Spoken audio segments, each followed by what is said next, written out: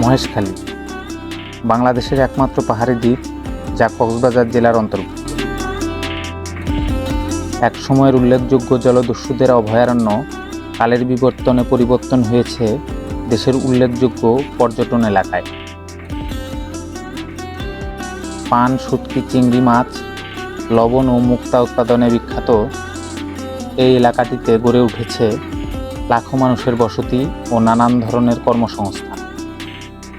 সমুদ্র সৈকত কক্সবাজার থেকে এর দূরত্ব মাত্র 12 কিলোমিটার।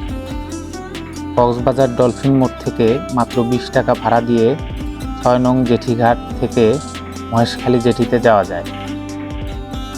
6 নং জেঠিঘাটে প্রবেশ করতে এন্ট্রি টিকিট নিতে হয়, যার মূল্য 20 টাকা। এখান থেকে স্পিড বোট ও ইঞ্জিন চালিত নৌকায় করে মহেশখালী যাওয়া যায়। স্পিড বোটের ভাড়া মাত্র 110 টাকা ও ইঞ্জিন চালিত নৌকার ভাড়া মাত্র 60 টাকা।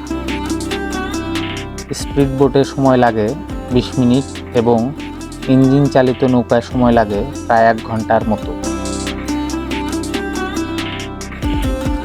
এখন আপনাদের জানিয়ে দিব মহেশখালী উপজেলার 5টি উল্লেখযোগ্য পর্যটন এলাকা সম্পর্কে। প্রথমে যে স্পটটি আছে তা হলো শুটিং ব্রিজ। এই শুটিং ব্রিজে হাজারো মুভির শুটিং করা হয়, যার অপরূপ দৃশ্য আপনার মন কাড়বে। এখানে আসলে আপনারা যারা সুন্দরবন গিয়েছেন সেখানকার মতো একটি ফিল পাবেন। Just wow! ঠিক যেন ম্যানগ্রোভ বনের মাঝে একটি সেতু নিরালায় দাঁড়িয়ে আছে। নাম্বার 2-এ যে স্পটটি আছে তা হলো শ্রী শ্রী আদিনাথ মন্দির। এটি হিন্দু ধর্ম অবলম্বনকারীদের একটি তীর্থস্থান হিসেবে বিবেচিত। এই মন্দিরটি শিব মন্দির নামেও বেশ সুখ্যাতি রয়েছে। এই মন্দিরটি দর্শনের জন্য সারা বছর হাজার হাজার হিন্দু ধর্ম অবলম্বীরা ভিড় জমায়।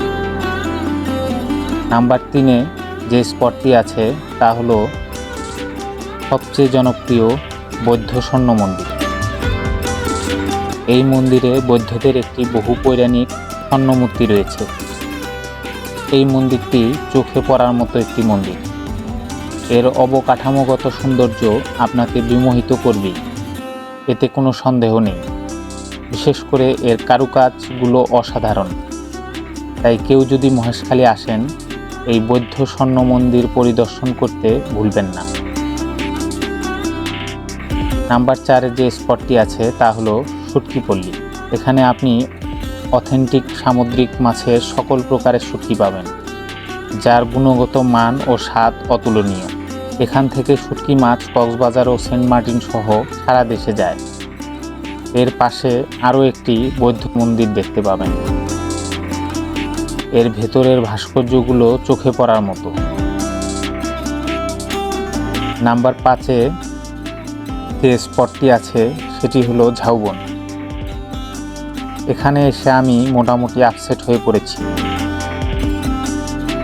যদিও আমি এখানে আসার 2 দিন আগে এখানে ঘূর্ণিঝড় হওয়ায় ঝাউবনের সৌন্দর্য অনেকটা নষ্ট হয়েছে।